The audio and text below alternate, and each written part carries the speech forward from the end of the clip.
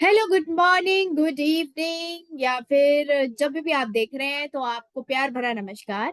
तो जैसा कि मैंने आपको प्रॉमिस किया था कि अब हम स्टैंडर्ड्स ऑन ऑडिटिंग की सीरीज स्टार्ट कर रहे हैं, तो बैक टू बैक क्लासेस आएंगी। हर दिन आपका एक स्टैंडर्ड्स कवर होगा, एक दो जैसा लेंथ अपॉन दी स्टैंडर्ड है।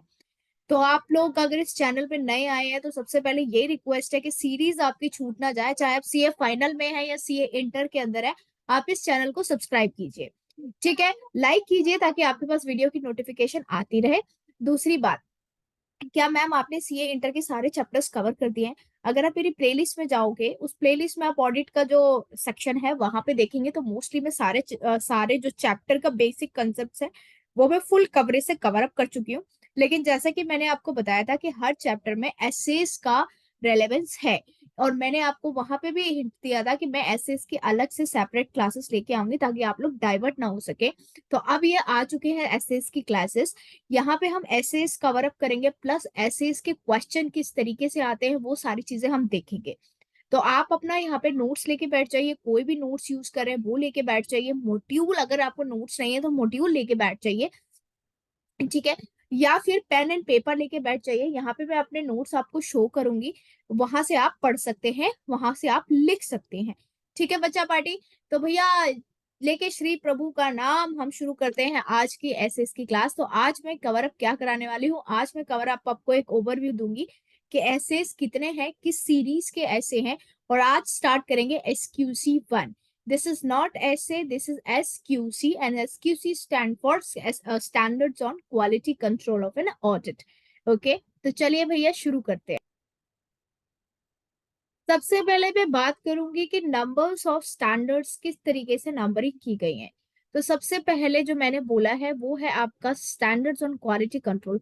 क्या मैम हमारे लिए सारी चीज जरूरी है? नहीं, लेकिन आपको सीए इंटर की मैं बात करूं तो आपको ये चैप्टर 1 में आपके मॉड्यूल में लास्ट में इसका जिक्र दे रखा है कि किस तरह से स्टैंडर्ड्स ऑन ऑडिटिंग का बाइफिकेशन दिया है। सीए फाइनल की मैं बात करूं तो सीए फाइनल में भी ये सारी चीजें आपको मेंशन की गई हैं। तो स्टैंडर्ड्स ऑन क्वालिटी 1, कंट्रोल 1, तो आपका स्टार्ट होता है 100 से लेकर 99 से। तो यहाँ पे आपको कोई नंबर्स याद रखने की जरूरत नहीं है। नंबर्स आपको क्लासिफिकेशन ऑफ एसेज में याद रखने हैं। यहाँ पे सिर्फ आपको एक जनरल आइडिया दिया है कि सिर्फ स्टैंडर्ड ऑन ऑडिटिंग नहीं होते, SREs भी होते हैं, SAE भी होते हैं। तो SQC 1 stand for standard on quality control. Next आपका जो डिपार्टमेंट आता है वो होता है आपका स्टैंडर्ड्स ऑन ऑडिटिंग, जिसको आप एसएस बोलते हो। थर्ड लेवल पे जो आता है वो आता है आपका स्टैंडर्ड्स ऑन रिव्यू एंगेजमेंट। ठीक है, ये होता है standards on auditing. Standards on auditing का मतलब ये किस पे एप्लीकेबल होता है? जो ऑडिटर ऑडिट कर रहा है उसके ऊपर ये प्रिंसिपल्स ऐसे स्टैंडर्ड्स एप्लीकेबल होते हैं। नेक्स्ट है कि भैया सीए के पास सिर्फ ऑडिटिंग का काम नहीं, रिव्यू एंगेजमेंट्स भी आती हैं। किसी ऑर्गेनाइजेशन का रिव्यू एंगेजमेंट है तो उस पे कौन से स्टैंडर्ड्स एप्लीकेबल होंगे भैया? उस पे भी तो होने चाहिए ना। उस पे एप्लीकेबल होते हैं standards on review engagement, SRE। Now standard on assurance engagement.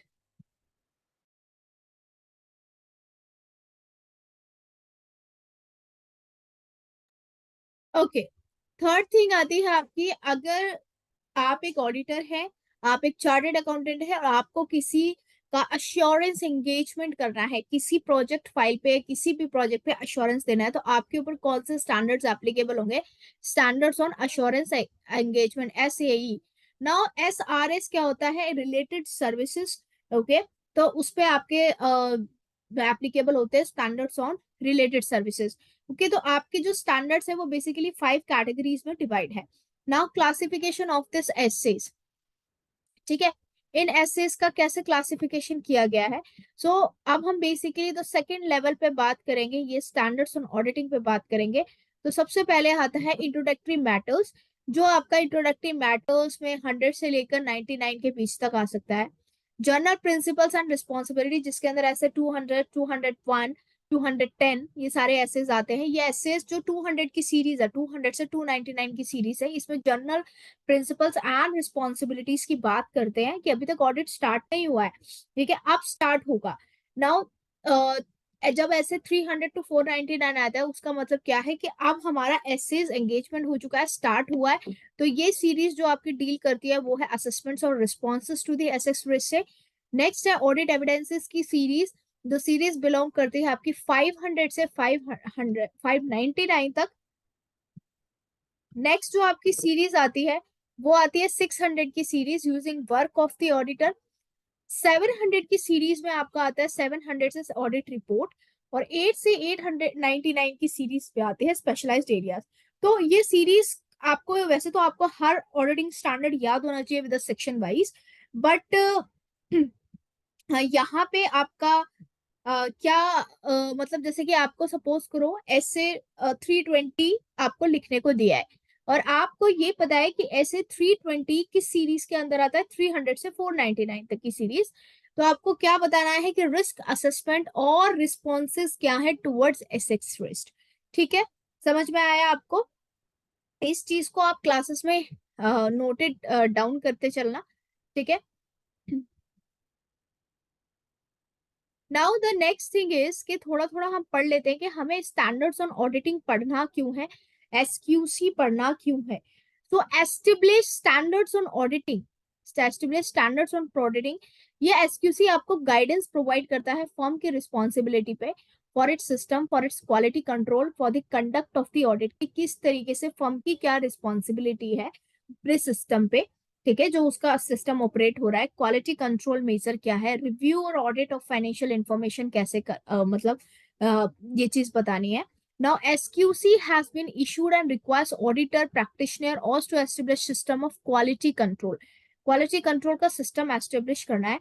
firm and its personnel comply with professional standards and regulatory and legal requirement. Okay, second thing है रिपोर्ट इशूज आर एप्रोप्रिएट। तो नाम से देखो standards on quality control, standards on quality control work करता है। ये आपको बताता है किसको, एक ऑडिटर को या प्रैक्टिशनर को, कि भैया आपको अपने ऑडिट के अंदर एक स्टैंडर्ड, एक क्वालिटी स्टैंडर्ड मेंटेन करना है। ठीक है, और उसी स्टैंडर्ड के हिसाब से आप फर्दर प्रोसीडिंग करेंगे। आपको जो रिपोर्ट बनानी है वो एप्रोप्रिएट होनी चाहिए, आपको legal matters, regulatory matters, professional standards पे वर्क करना चाहिए, right? Now SQC applied for all services covered under this engagement standards. जितने भी एंगेजमेंट स्टैंडर्ड्स हैं, याद है स्टैंडर्ड्स ऑन एंगेजमेंट। ठीक है, अब आप कहेंगे मैम कौन सा स्टैंडर्ड्स ऑन एंगेजमेंट, तो जस्ट मैंने आपको एक सीरीज बताई थी। एसक्यूसी जो है, जो एसक्यूसी आपका है एंगेजमेंट स्टैंडर्ड, तो ये एंगेजमेंट स्टैंडर्ड्स पे जो वर्क करते हैं, कौन से एंगेजमेंट स्टैंडर्ड है, review engagement and assurance engagement. जो रिव्यू एंगेजमेंट, एंगेजमेंट जैसे एंगेजमेंट का मतलब होता है कि ऑडिट नहीं कर रहे हैं, जस्ट हम रिव्यू कर रहे हैं या अश्योरेंस कर रहे हैं, वो सारी चीज। तो ये जो एसक्यूसी मेनली एप्लीकेबल होता है वो इन दोनों बेसिस पे एप्लीकेबल होता है, बट इसका मतलब ये नहीं है, इसके कुछ पार्ट्स जो हैं आपके SQC parts, standards on auditing मतलब एसेस पे भी बिलोंग है। तो जब भी कंफ्यूज नहीं होना, स्टैंडर्ड्स ऑन ऑडिटिंग एसेस अलग है, एसआरईज अलग है, मतलब ऑडिटिंग के स्टैंडर्ड्स अलग है, रिव्यू एंगेजमेंट के स्टैंडर्ड्स अलग है, अश्योरेंस एंगेजमेंट के स्टैंडर्ड्स अलग है, रिलेटेड सर्विस रिलेटेड उसके स्टैंडर्ड्स अलग है, राइट? अब एंगेजमेंट स्टैंडर्ड्स का मतलब क्या होता है, कि what do you understand by the reviewing, मतलब एंगेजमेंट स्टैंडर्ड्स। सो एंगेजमेंट स्टैंडर्ड, आपके पास क्वेश्चन आया था, एक और क्वेश्चन आया था एंगेजमेंट स्टैंडर्ड्स में। सिर्फ आप बच्चों ये गलती मत कराना कि मैम जिसके पीछे एंगेजमेंट्स लगा हुआ है वही हमारे एंगेजमेंट स्टैंडर्ड्स है। नहीं, मैं फिर से बता रही हूँ, don't do this mistake, don't do this mistake. तो यहाँ पे रिव्यू एंगेजमेंट स्टैंडर्ड्स में चार चीजें आती है आपकी, स्टैंडर्ड्स ऑन ऑडिटिंग, ठीक है, standards on review engagement, standards on assurance engagements and related services. आप मेरी बात को ध्यान से सुनिए, स्टैंडर्ड्स ऑन ऑडिटिंग कब किया जाता है? स्टैंडर्ड्स ऑन ऑडिटिंग, जो स्टैंडर्ड्स हैं ऑडिटिंग के एसेस, ये एप्लीकेबल होते हैं हिस्टोरिकल फाइनेंशियल इंफॉर्मेशन पे। ठीक है, क्योंकि आपकी ऑर्गेनाइजेशन में कई बार आप प्रोजेक्टेड बनाते हैं, कई बार आप मतलब projected balance sheets, projected financial information भी बनाते हैं, एस्टिमेशन पे भी बेस्ड बनाते हैं। ठीक है, लेकिन स्टैंडर्ड्स ऑन ऑडिटिंग हमेशा एप्लीकेबल होते हैं हिस्टोरिकल, जो हिस्टोरिकल फाइनेंशियल, जो मतलब हो चुका है ऑर्गेनाइजेशन के अंदर, जो चीजें हो चुकी है अब उसका आप ऑडिट कर रहे हो, तो उस पर एप्लीकेबल होंगे standards on auditing. Clear? Now review engagement second, apply to review the historical financial statement. अब एसआरई एप्लीकेबल होते हैं, वो होते हैं आपके, ऑडिट नहीं करना है, रिव्यूअर फॉर एग्जाम्पल मैं ऑडिटर हूँ और मेरे सीनियर मेरे रिव्यूअर है। रिव्यूअर अलग होता है, auditor is a separate position, reviewer is a separate position. तो जो रिव्यू करेगा हिस्टोरिकल फाइनेंशियल स्टेटमेंट्स को, उसके ऊपर एप्लीकेबल होंगे standards on review engagement. Assurance engagements क्या होते हैं बच्चों, ध्यान रखना। assurance engagement होते हैं is to be applied in assurance engagement in dealing with a one subject matter other than the financial इसमें क्या होता है, dealing with the subject matter, ठीक है। अश्योरेंस देनी है आपको, रिव्यू नहीं करना, हाँ ये ठीक है ये ठीक नहीं, आपको उसको बेसिकली रिव्यू प्लस रिव्यू करके मतलब प्लस एंड अश्योरेंस देना है उस पे, उस सब्जेक्ट, एक पर्टिकुलर सब्जेक्ट मैटर पे ऊपर है, वो सब्जेक्ट मैटर कोई भी हो सकता है। नेक्स्ट है standards on related SRR services, ये अपॉन होते हैं to related services. Compilation services होती है, कंपाइलेशन चीजें होती हैं, तो उसके ऊपर रिलेटेड सर्विसेज पे स्टैंडर्ड्स एप्लीकेबल होते हैं। तो बेसिकली समझ में आया, स्टैंडर्ड्स ऑन ऑडिटिंग एप्लीकेबल होंगे आपका ऑडिट ऑफ फाइनेंशियल स्टेटमेंट में। स्टैंडर्ड्स ऑन रिव्यू एंगेजमेंट होंगे जब आप किसी एज एन रिव्यूअर आप किसी हिस्टोरिकल फाइनेंशियल स्टेटमेंट की रिव्यू करते हैं। इसको हिस्टोरिकल क्यों बोला गया बेटा, जब जो ऑडिट होता है ना तो वो सारी पास्ट की चीजें हो चुकी होती है। आपको 1 अप्रैल से लेकर 31 मार्च तक का ऑडिट करना है, तो आप ऑडिट जो करते हैं वो मार्च के बाद स्टार्ट करते हैं और 2 महीने में ऑडिट बना के रिपोर्ट देते हैं। क्लियर हो गया, इसलिए उसको हिस्टोरिकल बोला गया। तो आई थिंक सो बच्चों ये सारे पहले आपको इस एंगेजमेंट में सिर्फ ये दोनों चीजें इंक्लूड नहीं है, बाकी सारी चीजें इंक्लूड है। तो एक छोटा सा इंट्रोडक्शन आपको, मतलब ये एक क्लैरिटी आई होगी कि हमें पढ़ना क्या है। जस्ट बैक टू बैक में देखेंगे तो मेरी एक न्यू वीडियो और अपलोड हो चुकी होगी जब तक आपके पास ये पहुंचेगी SQC 1 की, ठीक है। तो SQC 1 की वो वीडियो उसको बिल्कुल चेक, मतलब अब अगर आपको सही लग रहा है तो बिल्कुल उसको सीरीज को बिगाड़ना मत, रोज 1 घंटा 2 घंटा दे के ये सीरीज को कंप्लीट करो। आपके विद इन ये सीरीज मैं पूरी एसएस की सीरीज कंप्लीट कराऊंगी जो सीए फाइनल के लिए भी एप्लीकेबल है और सीए इंटर के लिए भी एप्लीकेबल है, ठीक है। तो और अगर चैप्टर्स के हैं तो एक बार पेज को और एक बार चैनल को वीडियोस को चेकआउट कर लेना।